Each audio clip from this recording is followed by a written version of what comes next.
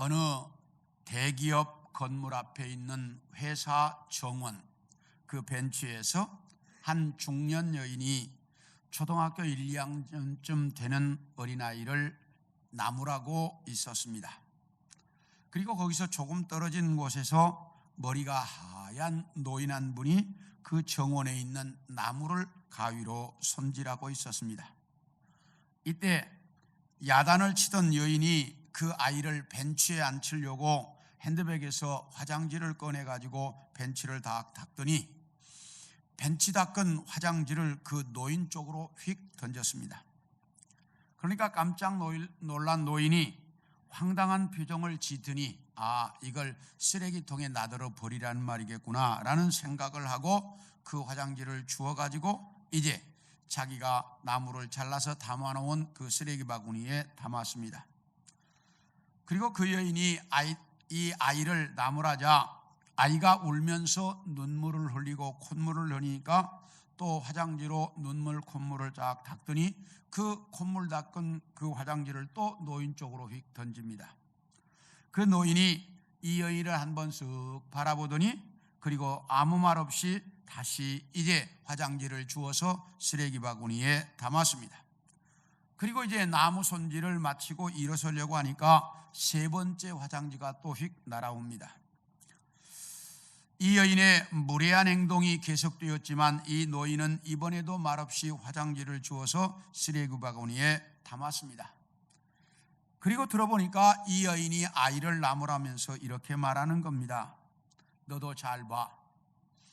너 지금 공부 열심히 하지 않으면 너도 저 할아버지처럼 되는 거야. 그래서 평생 저렇게 힘들고 어렵게 사는 거야. 이렇게 아이를 나무랍니다. 그 말을 들은 이 노인이 여인 쪽으로 조용히 가더니 부인, 이 정원은 이 회사 소유의 개인 정원이라 이 회사에 다니는 직원들만 들어올 수 있는데요. 그러니까 이 여인이 그거야 저도 잘 알지요. 저도 이 회사 소속인 계열사의 부장입니다. 그러면서 이제 이 핸드백에서 그 신분증을 꺼내서 쫙 보여줍니다. 그러니까 그 노인이 부인 미안한데 핸드폰 잠깐만 좀 쓸 수 있도록 빌려주실 수 있겠습니까? 그러니까 그 여인이 못마땅하다는 표정을 지으면서 핸드폰을 빌려주고 노인이 전화하는 동안 아이에게 이렇게 말합니다. 저것 봐라. 저렇게 나이가 들었는데 휴대폰 하나 살 수 없는 형편으로 살고 있지 않니? 너도 공부 안 하면 저렇게 되는 거야.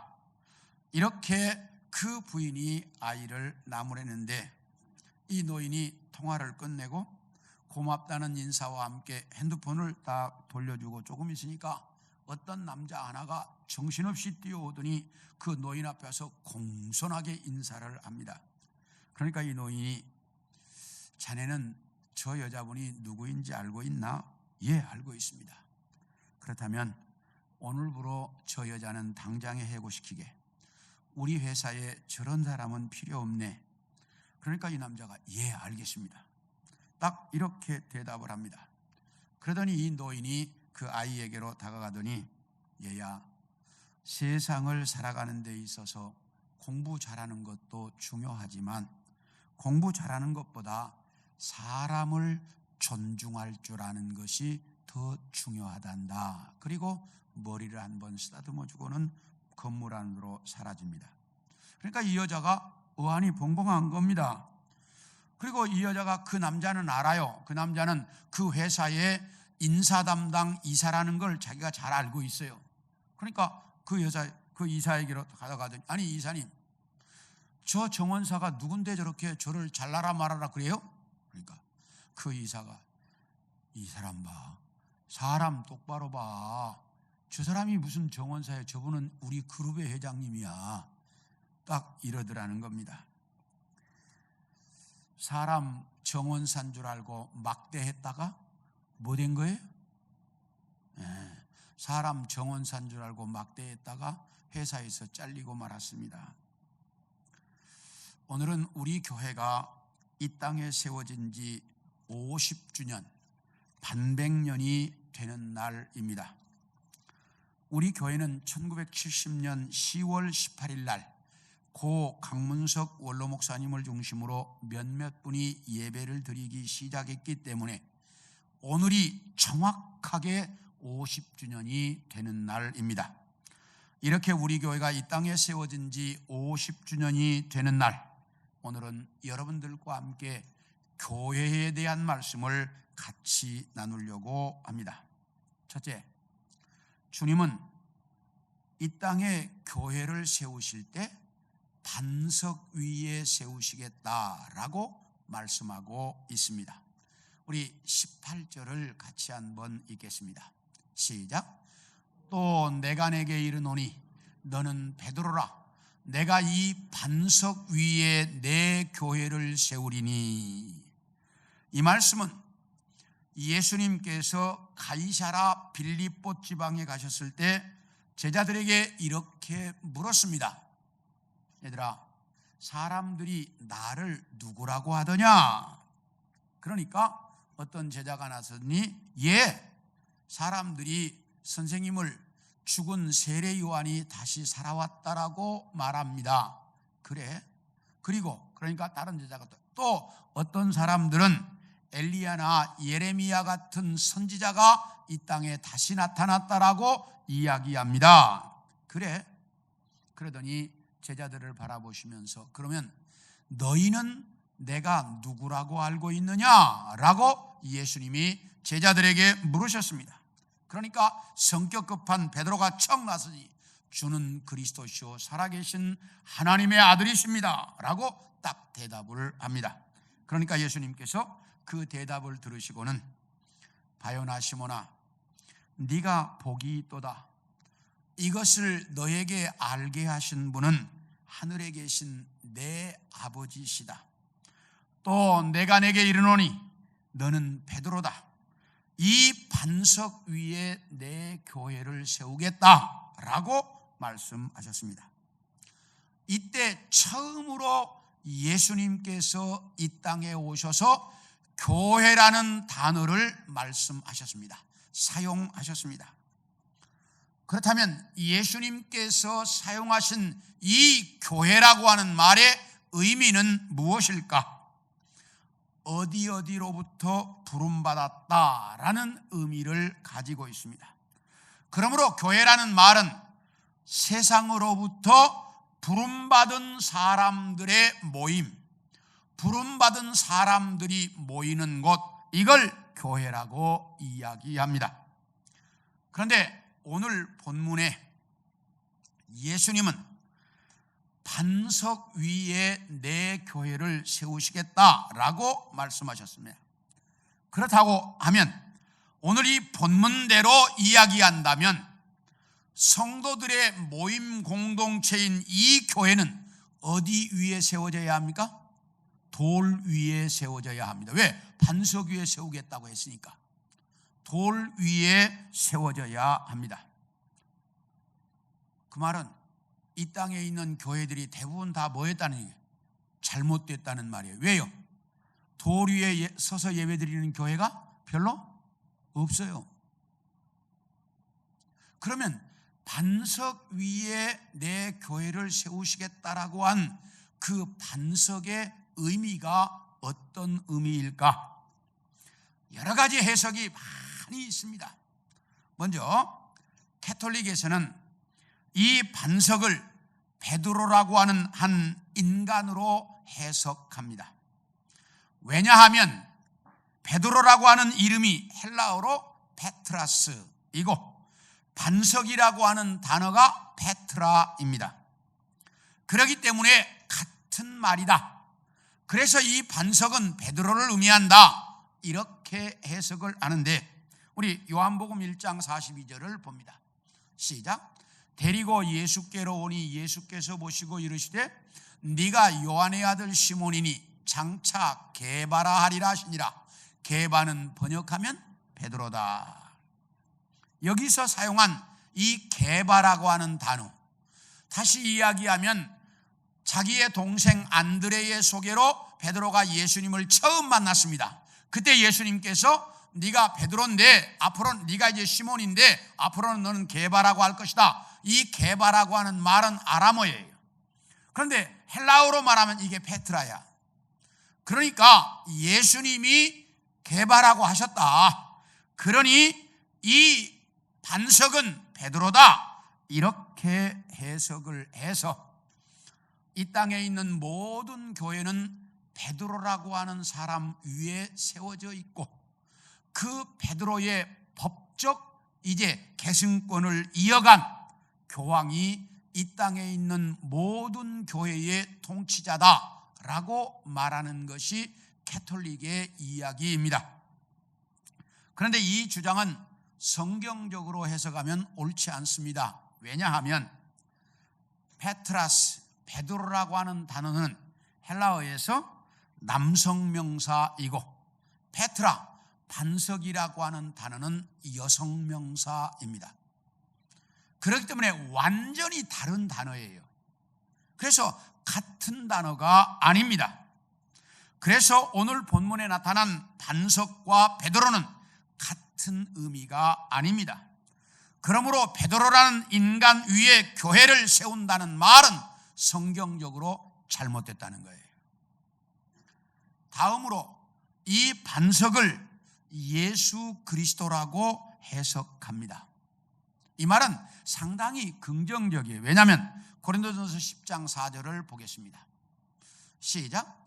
다 같은 신령한 음료를 마셨으니 이는 그들을 따르는 신령한 반석으로부터 마셨음에 그 반석은 곧 그리스도시라. 여기 반석이 누구라고요? 그리스도라고 말씀합니다.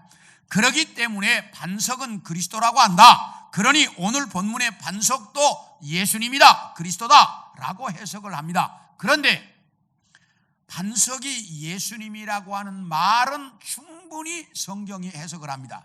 그런데 오늘 본문에서는 아니라는 거예요. 오늘 본문에서 만약에 이 반석을 예수님이라고 말한다면 베드로는 교회와 아무런 관계없는 사람이 됩니다. 그러면 예수님이 말씀하신 의도가 전혀 아니에요. 그래서 이것도 성경적으로 올바른 해석이 아니다라고 말합니다. 그렇다면 이 반석이 뭘까? 반석 위에 예수님이 교회를 세운다고 한 이 반석이 무엇일까? 예수님께서 베드로가 주는 그리스도시요 살아계신 하나님의 아들이십니다 라고 고백한 신앙 고백을 들으신 다음에 예수님께서 이어서 내 교회를 이 반석 위에 세우시겠다라고 말씀하셨습니다. 그래서 이 반석은 바로 베드로의 신앙 고백을 말한다라고 하는 해석인데 이 해석이 가장 성경적이고 올바른 해석이라고 보는 것입니다.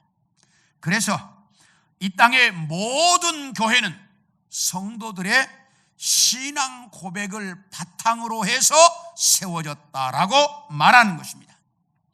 그래서 우리 교회도 우리 성도들의 신앙 고백 위에 세워져야 한다는 말입니다.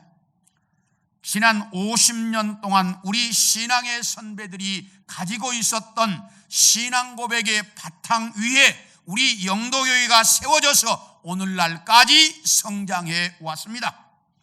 그러므로 우리도 이 신앙의 올바른 성도들의 신앙을 본받아서 이 교회를 신앙 고백의 든든한 반석 위에 세워서 더 아름답고 더 성장하는 교회로 만들어가야 한다라고 하는 사실입니다. 자, 그렇다면 베드로가 한 신앙 고백은 뭘까? 베드로가 주는 그리스도시요 살아계신 하나님의 아들이라고 했는데 이 말이 무슨 의미일까? 먼저 주는 그리스도시요라고 고백을 했습니다. 여기서 그리스도는 메시아를 의미합니다. 그러면 메시아가 무슨 말이냐? 메시아는 인간들을 구원하시기 위해 이 땅에 오신 구세주를 이야기합니다. 인간을 구원하기 위해 이 땅에 오신 구세주를 메시아라고 말합니다.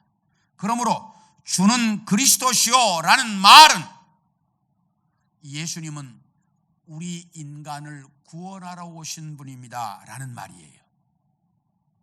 그래서 예수님이 나의 구세주라고 하는 사실을 우리는 인정해야 합니다. 이것을 인정하는 사람만이 예수를 믿을 수가 있습니다. 여러분은 예수님은 나의 구세주라고 하는 것을 믿습니까? 확실합니까? 그렇다면 한번 따라하시죠. 예수님은 나의 구세주시다. 그렇다면 여러분 스스로만 해보겠습니다. 시작. 뒤에 가서 어물어물하는 것이 그 앞에 하니까 뒤에 잊어버렸어요? 다시 한번. 예수님은 나의 구세주시다. 예, 이 사실을 분명하게 내가 믿고 그리고 내 입으로 고백해야 한다는 거예요. 그리고 이어서 살아계신 하나님의 아들이십니다 라고 고백했습니다. 유대인들은 예수님이 하나님의 아들이라고 하는 것을 믿지 않았습니다. 예수님은 세례 요한이나 엘리야 또는 예레미야 같은 선지자 중에 한 사람이라고만 알았지, 그 예수님이 메시아, 구세주라고 하는 것, 하나님의 아들이라고 하는 것을 인정하지 않았습니다. 우리 다 같이 요한복음 10장 33절을 봅니다. 시작. 유대인들이 대답하되 선한 일로 말미암아 우리가 너를 돌로 치려는 것이 아니라 신성모독으로 인함이니 네가 사람이 되어 자칭 하나님이라 함이로다. 여기 보면 예수님께서 수전절날 예루살렘 성전 안에 있는 솔로몬 행각에 계실 때 많은 유대인들이 쫓아와 가지고 예수님에게 물었습니다. 당신이 메시아냐 아니냐? 그러니까 예수님께서 내가 메시아라고 여러 번 당신들한테 이야기했다. 그런데 당신들이 믿지 않더니 왜 이제 와서 또다시 나에게 메시아냐고 묻느냐? 나는 하나님의 아들로서 나와 하나님 아버지는 하나다 라고 예수님이 말씀하셨습니다. 그러니까 이 말을 들은 유대인들이 돌을 들어가지고 예수님을 쳐 죽이려고 난리를 칩니다. 그러니까 예수님께서 그들을 향해서 당당하게 묻습니다. 너희가 왜 나를 돌로 쳐 죽이려고 하느냐? 그러니까 유대인들이 이야기하기를 네가 사람의 아들이면서 하나님의 아들이라고 말하고 네가 하나님과 하나라고 말하니 신성모독을 했기 때문에 우리가 너를 죽이려고 한다. 이렇게 유대인들이 대답하고 있습니다. 이렇게 유대인들은 예수님이 하나님의 아들이라고 하는 것을 믿지 못했습니다. 그렇기 때문에 유대인들은 하나님의 백성이 아니었고 하나님의 교회의 성도가 될 수 없었던 것입니다. 그런데 베드로는 예수님이 하나님의 아들이라고 하는 것을 믿었습니다. 이제 우리도 베드로처럼 예수님은 나의 구세주라고 하는 사실과 예수님은 지금도 살아계신 하나님의 아들이라고 하는 것을 내 가슴으로 믿고 입으로 고백할 수 있어야 합니다. 그래야 올바른 성도인 것입니다. 여러분은 이것을 확실하게 믿습니까?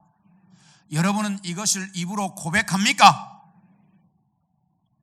이렇게 내가 가슴으로 믿고 입으로 고백하는 것, 뭘? 예수님은 나의 구세주요 살아계신 하나님의 아들이라고 하는 것, 이 사실을 가슴으로 믿고 입으로 고백하는 이 신앙 고백 위에 교회가 세워지는 걸 반석 위에 교회가 세워졌다라고 말한다는 사실입니다.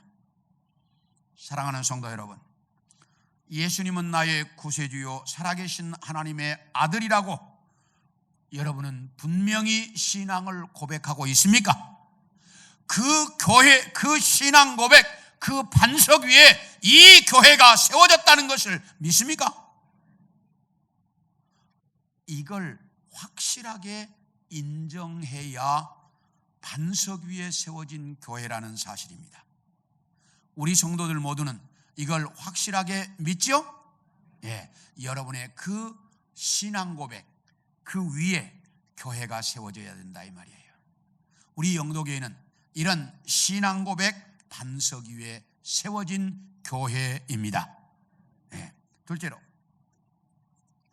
이렇게 신앙 고백의 반석 위에 세워진 교회는 따라합시다. 음부의 권세가 이기지 못한다. 우리 18절 하반절을 보겠습니다. 시작. 음부의 권세가 이기지 못하리라. 여기 뭐라고 이야기하냐면 베드로가 고백했던 것 같은 신앙 고백 위에 세워진 교회는 음부의 권세도 건드릴 수 없다, 이렇게 말합니다. 그렇다면 음부의 권세가 무엇일까? 여기서 말하는 음부는 헬라어로는 하데스, 히브리어는 수올이라고 하는 단어인데, 이 음부라고 하는 단어의 정확한 뜻은 보이지 않는 곳, 죽음이라는 의미입니다. 그리고 음부의 권세 그랬는데 권세가 무슨 말이냐? 이걸 헬라어의 정확한 의미는 문들이라는 단어입니다. 문들. 그러므로 이 말을 원문대로 해석을 하면 음부의 문들이 이기지 못한다, 죽음의 문들이 이기지 못한다, 이런 뜻이에요. 음부의 문들이, 죽음의 문들이 이기지 못한다. 그렇다면 이게 음부의 문들, 죽음의 문들, 이 말이 정확하게 무슨 의미냐? 사탄과 그의 졸개들이 교회를 이길 수 없고 죽음도 교회를 이길 수 없다, 그런 뜻입니다. 뭐라고요? 사탄과 그의 졸개들이 교회를 이길 수 없고 죽음도 교회를 이길 수 없다, 이런 의미입니다. 그러므로 신앙 고백의 반석 위에 세워진 교회는 지난주에 제가 말씀을 드린 것처럼 이 세상 임금으로 공중권세를 잡고 있는 사탄이나 그의 졸개인 귀신이 이길 수 없다는 말이에요. 신앙 고백의 반석 위에 세워진 교회는 이 세상의 그 어떤 사탄의 권세도 건드릴 수 없어요. 그 다음에 이걸 좀 더 보겠습니다. 우리 사도행전 13장 8절과 11절을 봅니다. 시작. 이 마술사 엘루마는, 이 이름을 번역하면 마술사라, 그들을 대적하여 총독으로 믿지 못하게 힘쓰니, 11절. 보라, 이제 주의 손이 내 위에 있으니 네가 맹인이 되어 얼마 동안 해를 보지 못하리라 하니 즉시 안개와 어둠이 그를 덮어 인도할 사람을 두루 구하는지라. 이게 이제 무슨 말이냐면 사도 바울이 제1차 전도여행 때 구브로라고 하는 섬에 갔습니다. 구브로라고 하는 섬에 가가지고 구브로라는 섬에서 제일 큰 도시인 바보라고 하는 도시에 가가지고 그 총독을 만나가지고, 총독 서기어 바울을 만나가지고 전도하는 거예요. 이게 사도 바울의 전도 전략이었습니다. 선교 전략이었습니다. 이 말이 무슨 말이냐면 바울은 선교하러 다니면서 저 시골이나 아주 작은 동네 절대로 안 갔어요. 바울이 간 곳은 어디 갔냐? 제일 큰 도시만 찾아다녔어요. 그래서 아시아 지역에서 제일 큰 도시 에베소, 루스드라, 마게도니아 지역에서 가장 큰 도시였던 빌립보, 데살로니가, 아가야 지역에서 제일 큰 도시인 고린도, 아테네, 이런 큰 도시를 찾아다니면서 전도해서 교회를 세웠습니다. 왜냐하면 큰 도시에 가야 사람이 많이 있고 큰 도시에 복음을 전해야 그 주변 지역으로 쉽게 퍼져나가기 때문이었습니다.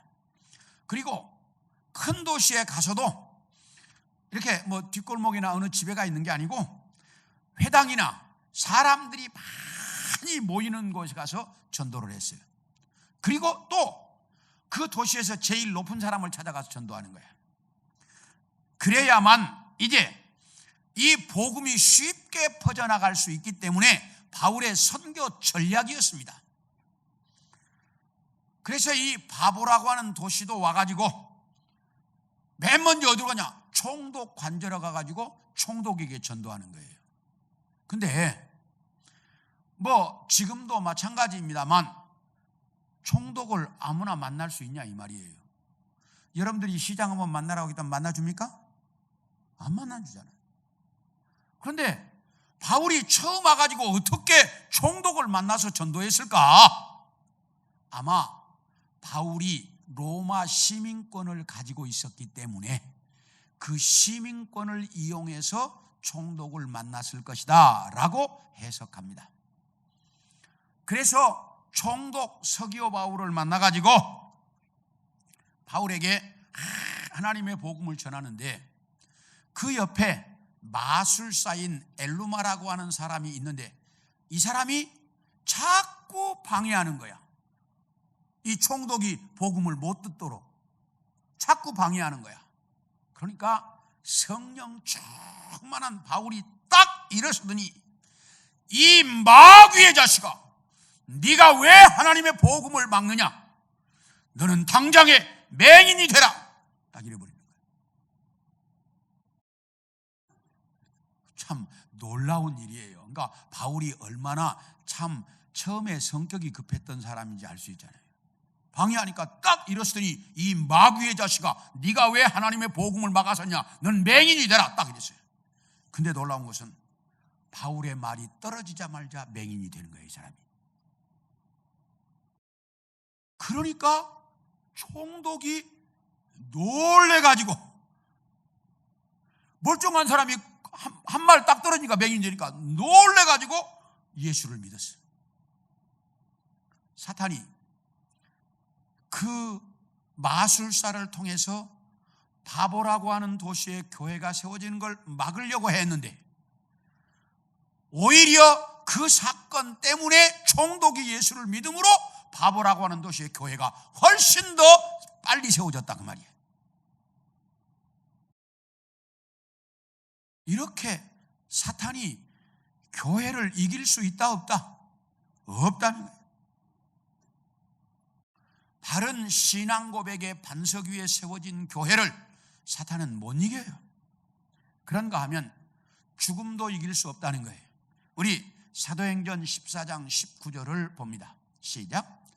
유대인들이 안디옥과 이고니온에서 와서 무리를 충동하니 그들이 돌로 바울을 쳐서 죽은 줄로 알고 시외로 끌어내치니라. 이건 사도 바울이 루스드라라고 하는 도시에 가서 이제 복음을 전하는데 거기 보니까 안진뱅이가 하나 있어요. 근데 태어나면서 안진뱅인데 딱 보니까 믿음이 있어. 그러니까 바울이 예수의 이름으로 그걸 걷게 만들었습니다. 그러니까 안진뱅이가 걷는 것을 본 루스드라 도시의 사람들이 놀래가지고 바울이 신인 줄 알고 신처럼 바울을 섬기려고 막 하는 거예요. 그러니까 바울이 나도 당신들과 똑같은 인간이라고 거절을 했습니다. 그러므로 해서 루스드라에 하나님의 교회가 탁 세워졌습니다. 그러니까 언제나 좋은 일이 있으면 꼭 사탄이 방해하는 거예요. 그러니까 유대인들이 몰려오더니 바울을 돌로 쳐가지고 바울이 죽은 것 같이 기절했어요. 그러니까 성 밖에 갖다 버렸어요. 죽은 줄 알고. 이렇게 바울을 죽이면 루스드라에 있는 하나님의 교회가 없어질 줄 알았어요.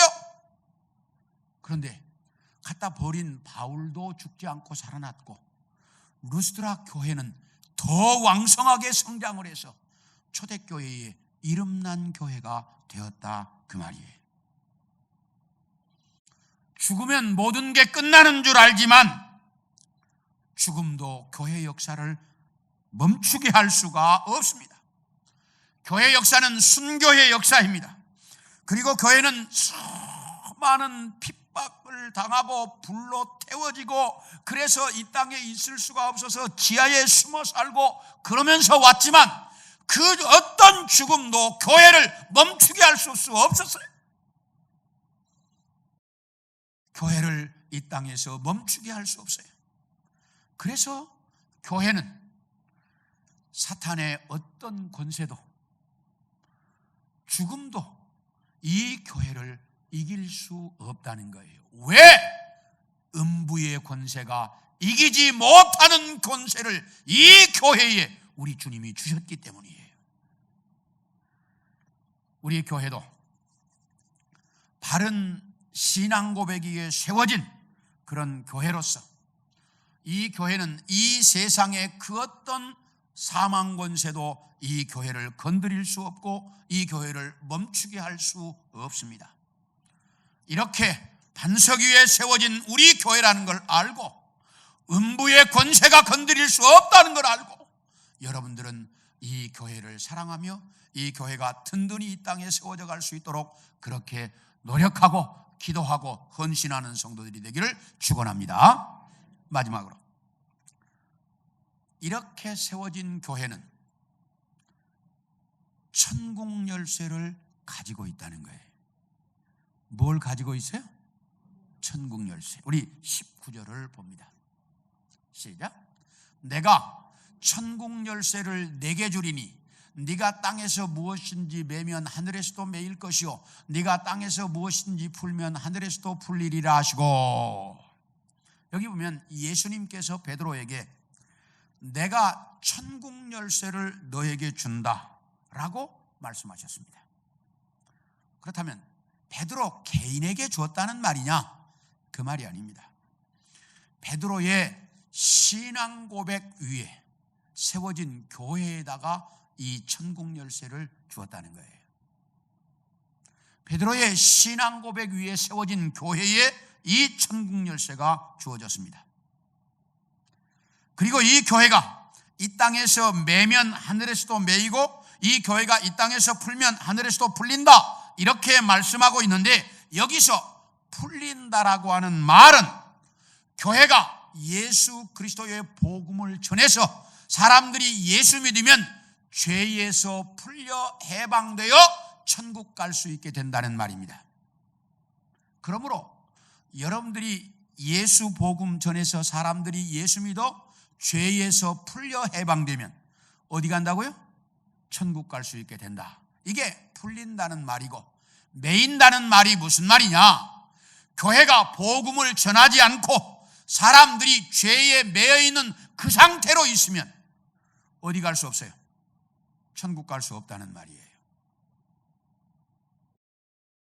그러므로 이 땅에 있는 모든 교회는 사람들에게 복음을 전해서 그들이 죄에서 풀려 어디 갈 수 있도록, 천국 갈 수 있도록 만들어야 하는 것이 이 땅에 있는 모든 교회가 해야 할 사명이다, 그 말입니다. 이렇게 천국 열쇠를 교회가 가지고 있는데 그 천국 열쇠가 뭐예요? 에? 따라합시다. 복음이요. 크게 해요. 복음이요. 예수 그리스도. 예, 천국 열쇠는 복음이요 예수 그리스도입니다. 그래서 예수 그리스도를 전해 그들이 예수 믿으면 이제 죄에서 풀려 어디 갈 수 있고 천국 갈 수 있게 된다라고 하는 말씀입니다. 그러므로 우리 영도교회는 지나온 50년 동안 수많은 사람들이 예수 믿어 천국 갈 수 있도록 해왔습니다. 이제 앞으로도 우리는 더 많은 사람들이 예수 믿어 천국 갈 수 있도록 이 천국 열쇠로 하늘문을 활짝 여는 교회가 되어야 합니다. 수많은 사람들에게 복음을 전해서 그들이 죄에서 풀려 해방되어서 천국 백성이 될 수 있도록 만들어야 할 사명이 우리들에게 주어져 있습니다. 이 일하라고 주님은 이 땅에 교회를 세우셨습니다. 사랑하는 성도 여러분, 우리 교회는 여러분들의 신앙 고백 위에 세워진 교회입니다. 이 세상의 그 어떤 음부의 권세도 우리 교회를 건드릴 수 없습니다. 이 사실을 확실하게 믿고 수많은 사람들에게 복음을 전해서 그들이 죄에서 풀려 해방되어 천국 갈 수 있도록 만드는 우리 교회의 모든 성도들이 되어줄 수 있기를 소원합니다. 우리는 그 일 하라고 하나님께서 이 교회로 불러주셨고 그 일 하라고 이 땅에 이 교회를 세워주셨습니다. 그 사명을 제대로 감당하는 우리 성도들과 우리 교회가 되어질 수 있기를 축원합니다.